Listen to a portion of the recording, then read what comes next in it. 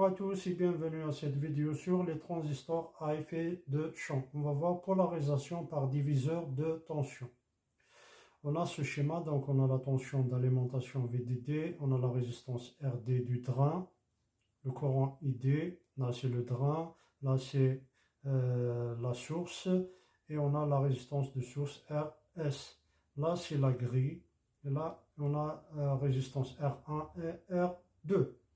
La tension à la source du GFET doit être plus positive que la tension de la grille pour garder la jonction grille-source en polarisation inverse. La tension au niveau de la grille est déterminée par R1 et R2. VG égale R2 sur R1 plus R2 fois VDD. C'est le principe du diviseur de tension. On applique le diviseur de tension ici.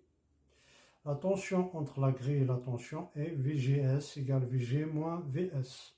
Donc VS égale VG moins VGS. Le courant du drain est exprimé par la formule ID égale VS sur RS, implique VS égale RS fois ID. D'où VS égale RS fois ID égale VG moins VGS. D'où ID égale VG moins VGS sur RS. Équation de la droite d'attaque statique.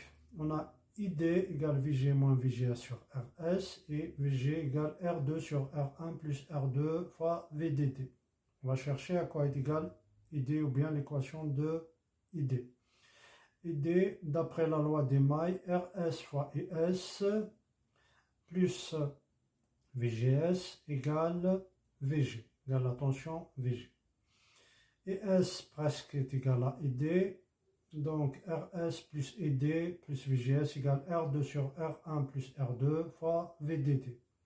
RS fois ID égale R2 sur R1 plus R2 fois VDD moins VGS. Donc ID égale R2 sur R1 plus R2 fois VDD sur RS moins VGS sur RS. Donc c'est l'équation de ID en fonction de VGS. Équation de la droite de charge statique. Donc on a VDD à partir de cette maille-là, à partir de la sortie. Donc la droite de charge, VDD égale RD fois ED, plus VDS, plus RS fois ES. Et comme ID presque égal à ES, donc on peut mettre ID en facteur. VDD égale RD plus RS fois ID plus VDS. D'où on tire ID égale VDD moins VDS sur RD plus RS. Et on trace la courbe, bien la caractéristique ID en fonction de VGS. Donc là, c'est ID égale IDSS, la caractéristique du GFET, c'est ID égale IDSS fois 1 moins VGS sur VP ou bien VGS off. Donc c'est une parabole, sous forme parabolique, parce que là c'est au carré. Et on a l'équation de la droite de charge qui est là. Donc Q0, on a le point Q0, c'est de coordonnées VGS 0, VGS 0 et ID 0.